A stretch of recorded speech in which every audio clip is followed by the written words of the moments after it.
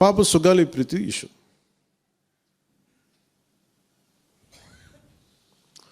పండ్లున్న చెట్టుగా రాళ్ళు పడతాయంటారు. ఎవరైతే చేయూతనిస్తారో, ఎవరైతే ఆధారం ఇస్తారో వాళ్ళని తిడితే ఎట్లాగా? అసలు ఈరోజు సుగాలి ప్రీతి అనే కేసు ఎలా ఎక్కడి నుంచి బయటకు వచ్చింది మీరు చెప్పండి. ఇలాంటి అన్యాయం జరిగిందని ఎవరికి తెలుసు? ఈ రోజున గత ప్రభుత్వం 2019, 2024లో ఒక ప్రభుత్వం మీద, అప్పుడు ముఖ్యమంత్రి మీద మాట్లాడటానికి అసలు ఎవరికైనా ధైర్యం ఉందా? ఒక ముఖ్యమంత్రిని ఒక మాజీ ముఖ్యమంత్రిని ఆ టైంలో అరెస్ట్ చేస్తే రావడానికి ఎవరు లేరు రోడ్ల మీద.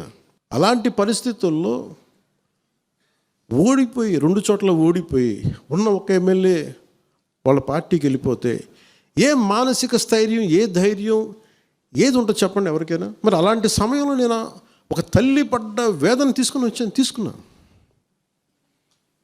నాకే సరదానా 2 లక్షల మంది జనం మధ్యలో నడుచుకుంటూ వెళ్ళి ఆ సమస్యను హైలైట్ చేసి వాళ్ళు సిబిఐకి ఇచ్చారు.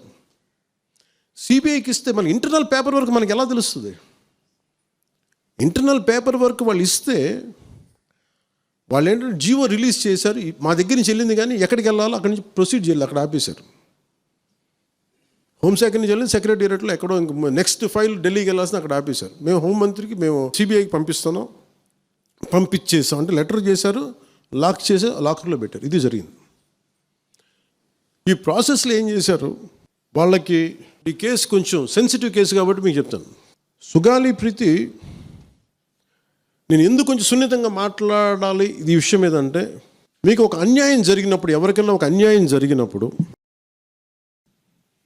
మనం ఏం చేస్తామంటే, నాకు ఆ వ్యక్తికి శిక్ష పడాలి, ఇంకింతే ఉండాలి. వాళ్ళు ఏం చెప్తున్నారంటే, ఎవరైతే ఈ వెనకున్నారో, మరి గవర్నమెంట్ ద్వారా వచ్చారు, గత ప్రభుత్వం ఎలా వచ్చారో, వాళ్ళు ఏం చేశారంటే, మనం పెట్టిన ఒత్తిడి ఆ రోజు 2 లక్షల మంది మనం జనంతో తీసుకెళ్ళి అది నేషన్ వైడ్ ఇష్యూ అయ్యేటప్పటికి వాళ్ళు చేసింది ఏంటంటే, మనం చేసిన పోరాటం వల్లే ఎస్సీ ఎస్టీ అట్రాసిటీ కేసు బాధితులకు చట్ట ప్రకారం ఇచ్చే ప్రయోజనాలు, పరిహారాలు వారి కుటుంబానికి దక్కాయి. కర్నూలు రూరల్ మండలం దిన్నెదేవరపాడులో 5 ఎకరాల వ్యవసాయ భూమిని కేటాయింపబడింది. ఆ గ్రామం కర్నూలు నగరానికి 9 కిలోమీటర్ల దూరంలో ఉంది. ఈ రోజున మార్కెట్ వాల్యూ కనీసం ఎకరాకి వాళ్ళు చెప్పడం మీరు క్రాస్ చెక్ చేసుకుని 2 కోట్ల వరకు ఉంటుందని చెప్తా ఉన్నారు. వీరి కుటుంబానికి కర్నూలు కార్పొరేషన్లో కల్లూరు వద్ద 5 సెంట్ల ఇంటి స్థలాన్ని కేటాయింపు చేసిన ప్రభుత్వం. సెంటు 10 లక్షల నుంచి 15 లక్షల వరకు ఉంటుంది. పాప 2 తల్లిదండ్రులకి రెవెన్యూ శాఖలో జూనియర్ అసిస్టెంట్గా ఉద్యోగం ఇవ్వడం అయింది. ఇది కాకుండా ఇవి మన పోరాటం వల్ల ఒత్తిడి పెట్టడంలో వచ్చినాయి. ఇవి కాకుండా నేను ఫస్ట్ టైం ఛార్జ్ తీసుకోగానే మొదట చెప్పిన మాట, పాపకి న్యాయం జరగాలి, ఏమేమి జరిగిందని సిఐడి చీఫ్ని నేనే తెలియజేశాను. డీజీపీ గారికి పంపించాను, అప్పుడు డీజీపీ గారికి తిరుమలరావు గారు, అలాగే సిఐడి అధికారులకు చెప్పాను, ఉన్నతాధికారికి, హోమ్ మినిస్టర్ గారికి చెప్పాం. ఇవన్నీ చెప్తే పోలీసు సిఐడి వాళ్ళు చెప్పింది ఏంటంటే, అసలు అప్పట్లోనే ఎవరైతే దీని వెనక కుట్ర వెనక ఉంది ఇవన్నీ చెప్తున్నారో ఏ డిఎన్ఏ తారుమారు చేశారు. ఎలా తారుమారు చేసి ఉండాలి? ఈ ఒత్తిడిలో వీళ్ళకి భూములు అవి ఇవి ఇచ్చేసి, మరి ఏం చెప్పారు నాకు తెలియదు కానీ వాళ్ళు, నాకు తెలిసి వాళ్ళు ఈరోజు పోలీసు చెప్తుంది ఏంటంటే, సాక్ష్యాలు వీళ్ళు చెప్తున్న వ్యక్తుల మీద వాళ్ళ డిఎన్ఏకి దీనికి మ్యాచ్ కావట్లేదు. ఇది వాస్తవం. కోర్ట్స్ ఏం చేస్తాయి, పోలీసు ఏం చేస్తారు, దీన్ని కూర్చోబెట్టి. ఎందుకు చెప్తున్నానంటే, ఇది వివేకానంద రెడ్డి గారిని చంపేశారని తెలుసు అందరికీ. ఎవరైతే చేస్తున్న నిందితులు ఉన్నారో వాళ్ళు ఒక్కొక్కరుగా చంపేస్తున్నారు వాళ్ళని. మరీ గత 5 సంవత్సరాల్లో ఇట్స్ ఎ క్లాసిక్ కేసెస్ ఇవి. ఈ ప్రక్షాళనకే పూనుకున్నాం మనం. ఇది ముఖ్యంగా మన ఎమ్మెల్యేలకు కానీ, మీరు ఎంపీస్, యాజ్ అన్ ఎంపీస్ మీకు కూడా, మీరు ఈ కేసెస్ మీద మీరు రేపొద్దున అసెంబ్లీలో గళం ఎత్తాలి, మీరు తప్పదు. ముఖ్యంగా లా అండ్ ఆర్డర్, వీళ్ళు అందరూ తప్పించుకుంటూ వెళ్ళిపోతే ఇట్లా ఒక సోషల్ అన్రెస్ట్ వస్తుంది దీనివల్ల.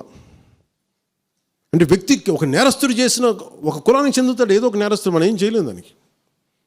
ఇందాక అరుణ చెప్పినట్టుగా ప్రతి ఒక్కరు ఏదో కులానికి చెందాలి, వేరే దారి లేదు మనకి. మనం వేరేలా పొట్ల ఏదో కులానికి చెందాలి. కానీ తప్పు చేస్తే కూర్చోబెట్టి పలానా టక్కమైన ఒక మాట అనేస్తారు. పలానా ఎక్స్ చేసాడు నన్ను, పలానా కాస్ట్కి చెందిన వాడు చేసాడు అంటారు. అసలు ఇంత కాస్ట్ ఎక్కడి నుంచి వచ్చిందో తెలియదు క్రైమ్కి. సో అందుకని మేము బీయింగ్ లీడర్ నేను చాలా సెన్సిటివ్గా మాట్లాడాలి. మరీ నేను మిగతా వాళ్ళు గబుకుని మాట్లాడేసి గత ప్రభుత్వ నాయకులు మాట్లాడేసి వెళ్ళిపోవచ్చు, ఈజీ అది. కానీ నేను అలా మాట్లాడకూడదు. దట్టు నేను ఇప్పుడు డిప్యూటీ సీఎం పదవిలో ఉన్నాను కాబట్టి నేను చాలా ఒళ్ళు దగ్గర పెట్టుకుని మాట్లాడాలి. అందుకని ఇవన్నీ మీరు ఒక్కసారి దీంట్లో కూడా ఆ పాపకి న్యాయం జరగాలి, దోషులుంటే శిక్షింపబడాలి, దాంట్లో అసలు ఎప్పుడు లేదు. కానీ ఇలా ఒత్తిడి పెట్టాల్సిన వారికి కూడా నా విన్నపం ఏంటంటే, మీరు అసలు ఈ కేసు ఎవరి వల్ల బయటకు వచ్చింది మీరు చెప్పండి.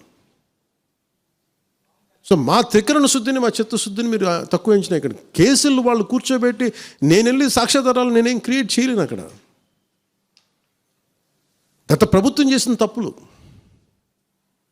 కొనేసారు వీళ్ళు చాలామందిని. మరి ఏం కొన్నారు, ఎలా కొన్నారు, దీని మీద కేసు పెట్టాలి. ది లెట్ ఎంటైర్, ఇది నా ఒక్కడి కేసు కాదు, ఇది ఎంటైర్ సొసైటీకి ఇది సిచ్యువేషన్.